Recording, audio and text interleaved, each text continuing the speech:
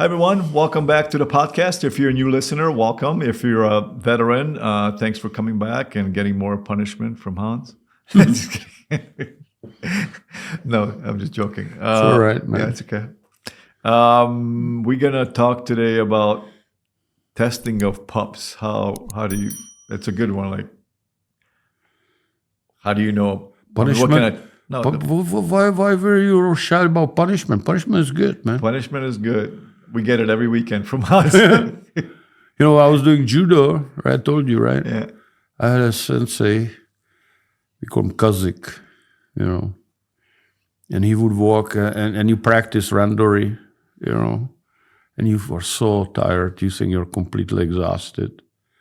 And he would sneak up behind us with his rattan stick and hit us over the back with it. Of course, that would put him in prison here in America, but he hit it so hard, man.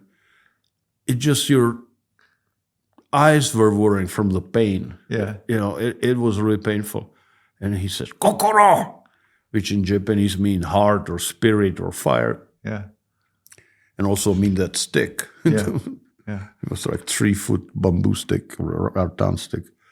And he says, remember, when you are totally exhausted, you are exactly in the middle of your strength. Yeah. Right? So punishment, you know. Anyway, let's go to puppies. Yeah, puppy. We're going from punishment to puppies. No, we aren't going to punish puppies. Yeah, how do you, what do you look for? How do you know some traits? Well, the point is people always, not always, but I get people often asking me, you know, if I test puppies, right? And I probably scared a lot of clients off, potential buyers off, because I said, no, we don't test them. I just see what the heck they are, right? Yeah. And they said, well, what do you mean, right? Yeah. And one of the thing I watch the puppies, how they behave in the pen with each other and all that. And I don't run any specific tests. People go and banging dishes on the floor and all that, right? See what puppy is going. I gave it. There we go. Destructive test, right? Mm-hmm. The puppy is either going to be okay with it, or you got ruin him. You got scare crap out of him for the rest of his life, right? The puppy. How do you do it? So one of the things you can watch is a puppy right when they get born, right? Uh-huh. You have these puppies they're just born and they go and want to suck on a nipple. Uh-huh. And one of the pups or two are going to be much more voracious. Mm-hmm. I call it voracious test. In Czech we call it žravost. Žravost means voraciousness, right? And one of the pups is going to be like really fighting for the nipple harder and pushing all the other puppies away, like right there. Yeah, I mean, just right after they're born. Yeah. And usually that one puppy is going to be having the highest drive, being the strongest, the most go-getter type puppy. It's right there. Right there, yeah. Right? So there's no test. I'm just watching. Yeah. And then as the puppy is growing, right, you start feeding them, and there's going to be puppy, you put a dish there, and at first they will all go and eat the same, but after a little while, you will see that one puppy is going to start pushing the other puppies away. Yeah. And it's always about survival in nature. You know, the weakest puppies die, and the strongest puppy lives. That's a matter of survival of the species, right? Yeah. And so you, again, watching, you know, and some puppies will be aggressive around food. So again, you can already start seeing it right there. When the puppy is only like 4, 5, 6 weeks old, you can tell. Yeah, what's going to happen, right? And you can either try to knock it down or support it. Yeah, because you wrote about that, about food aggressiveness is not necessarily a bad thing. Yeah. But and then you have other things, right? What I do, let's say I let the puppies in the outdoors run and all that. I may take them for a walk or whatever. Or I just sit right next to the pen and neighbor may be walking by and one of the puppies is going to run to the fence at 6 weeks and start barking already. Yeah. You know, it's very watchful. Excellent puppy, right? Yeah. Another thing when I look at puppies, some of them have a dark black spot on the tongue. Yeah, what? That's a high pigmentation. It's believed that those dogs have strong, healthy genes. Call me crazy, right? Then I look at the puppy, and I look at the puppy who has the biggest butt. Yeah, you think you talked about that? Yeah, because why? Because of a lot of muscles. Because they pull into it, Yeah. and then they may have probably better hips. I mean, that's how it. I'm not saying it eliminates the hips, but we're talking probability, right? Yeah. And obstacles. Like you make a pen, it's usually made out of 2x10 or 2x12 boards, and at certain point the puppies get out. So you see which puppy is gonna get out first, right? Makes sense, logical, right? Yeah, There's just look at. I don't run a tester now, or I'll take the puppies out eventually when they get big enough. I take them to a creek. And I jump over the creek, and you can watch the puppies who's gonna go first jump in the water, and shallow creek, not some Swiss water, so you don't drown the puppies, but shallow creek, 4 inches or whatever, and just jump over it and go on their side, and I keep calling them, come on, and they start jumping in, right? Yeah. First one, they're all scared, running back and forth, and first one jump in. I make note which one it is. And then the last one, the laggard, behind, they're all already on the one side, and he's running back and forth, screaming and all that. Yeah. And I'm calling that puppy. I said, come on. And it's not necessarily bad. That's that what I was puppy gonna you are already training him to come, to be through the anxiety. So I'm utilizing that type of exercise or test, if you want to call it that. Yeah. I'm utilizing it to teach them to come. Yeah. Right there at 7-8 weeks. Yeah. So just make sure, as I said, the creek is not. Yeah, they're getting They don't drop swept away or too deep. Yeah. And they know how to swim, but I don't. At first, I don't do it. They should be able just to walk. Just shallow, like 2 inches of water or something. Yeah. And with this being said, when you were breeding dogs, then you kind of knew when somebody came to you looking for a particular dog or something. You Right. So that way I can recommend specific dog for whatever. Another thing what I do, and we have a video on it which we are selling, is the flirt pole. Flirt pole, yeah. And I make flirt pole out of buggy whip. Yeah. Some idiot on Facebook was telling me that I'm beating puppies with that's how I trained. They didn't watch the video, but it's not. It's a flirt pole. And I teach how to use it correctly on that video. Yeah. And I see the puppy will chase it, right? That rag or something on the end of the buggy whip. And one of them will catch it, and then some of them will kind of stay back, and they are testing for prey drive. Yeah. Very important drive. Yeah. I'm not using it train protection, but we need prey drive for prey drive exercises like search and rescue, explosive detection, narcotic detection. And I see the puppies will. I'll put more puppies on it, and I'll get you a picture of this one. I gotta find it. So there is a picture of a puppy hanging on the flirt pole? On that flirt pole. Yeah. Like a fish. Like a fish, and they go, and they clamp the jaws, man. That's like a reflex or whatever. Even at that age. It's like a little baby will grab on your finger and hold on. Yeah. Because when we were living in jungle and they would grab on the mama, so they won't fall off.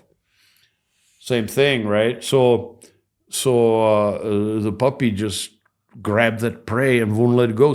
I've seen puppies, you can't even open their jaw, man. Right? And you watch for those type of things, and then you're watching structural things. You see how the puppy is balanced, the proportionality, I mean, length to height, how fast the ears go up. I like puppies' ears go up before 8 weeks for sure, but we have puppies who go up ears at 4 weeks, or 5. Yeah. So things like that. So If you enjoyed this content so far, please subscribe to our channel. Also, Hans has a podcast channel called Dog Training for Life. Check that out so you can listen to the audio version. you can set up maze. That's kind of interesting test. If you want to do tests, you set up maze out of bricks or something and see how the puppy negotiates the maze when you're calling it, right?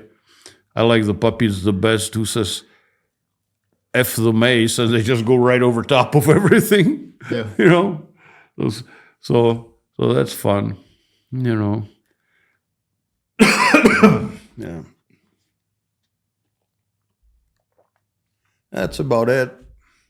But those are, but yeah. And this might be a little bit shorter episode, but these are really key things that you did. I mean, Hans said here, they're not rocket science, Right. But they're already there, kind of from very young age. Yeah, and important thing is also to introduce the puppy to new things, and see how they react to it.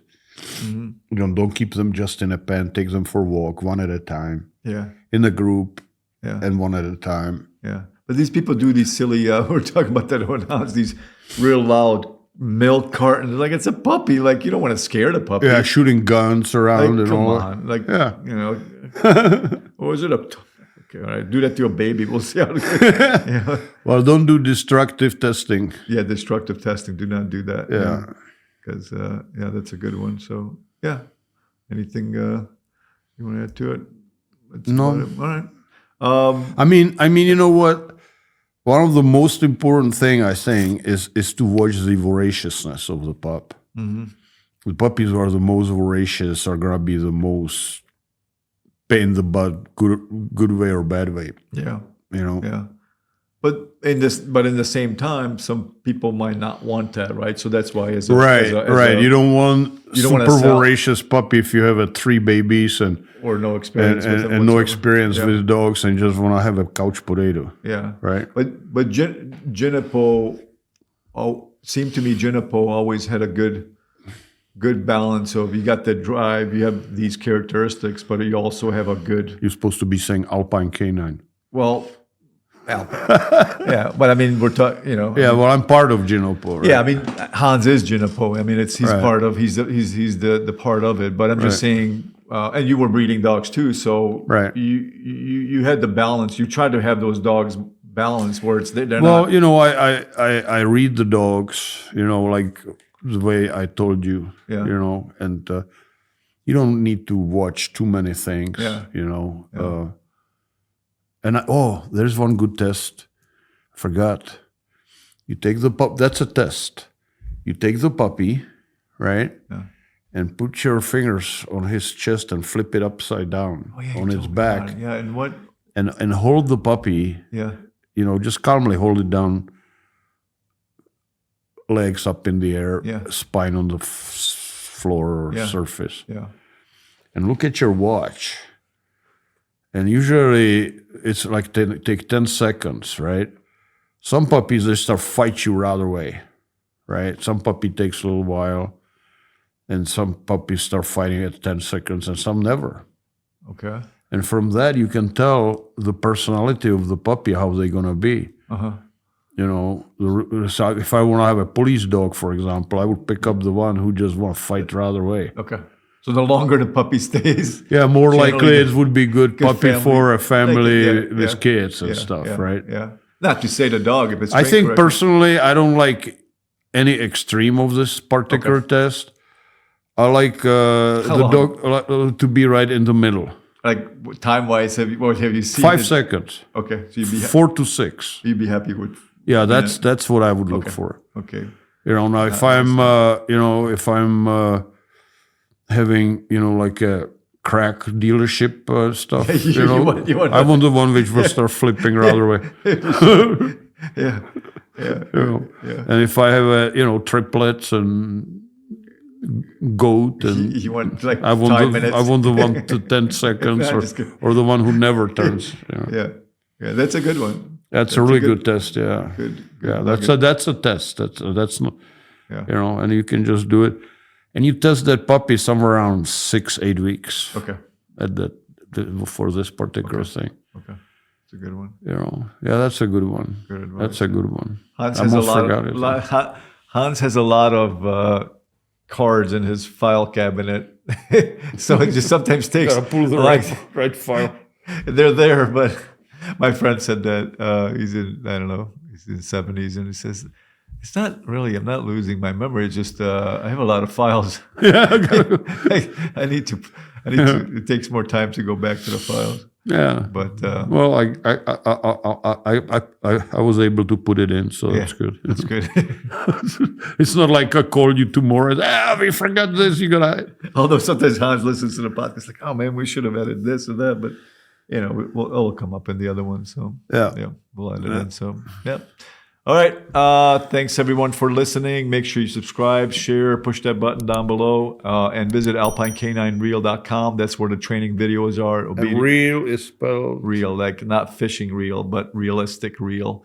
The personal protection video series, how to train personal protection dog. The obedience video, which is awesome.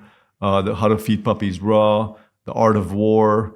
And we're adding other ones to it by the time you're probably listening to this. Some more like a little bit more historic videos too of which I made it like in 80s. 80s, yeah. About late 80s. Late 80s, yeah. And then Hans translates them because they're talking Czech. So yeah, check it out. If you're looking for puppies. We have the Czech commands for Czech dogs. Czech commands for Czech dog. You import it. You have a Czech dog. Yeah, I think that's. Yeah. You do a really good job with that too. That explains it really very clearly. So if you're looking for a puppy or a trained dog, make sure you wait until the end of the video, and there's all the information how to contact Hans. So we will see you next time. Ahoy.